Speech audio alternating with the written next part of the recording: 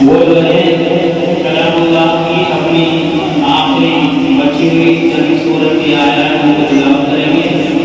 اور اس کے بعد مختصر سا قرآن پاک کے بارے میں بات چیت یہ بیان ہوگا اور اس کے بعد وہ تو اس مجلس کا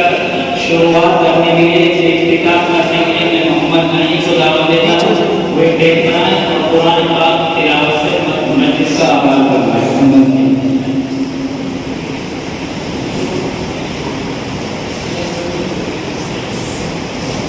مولانا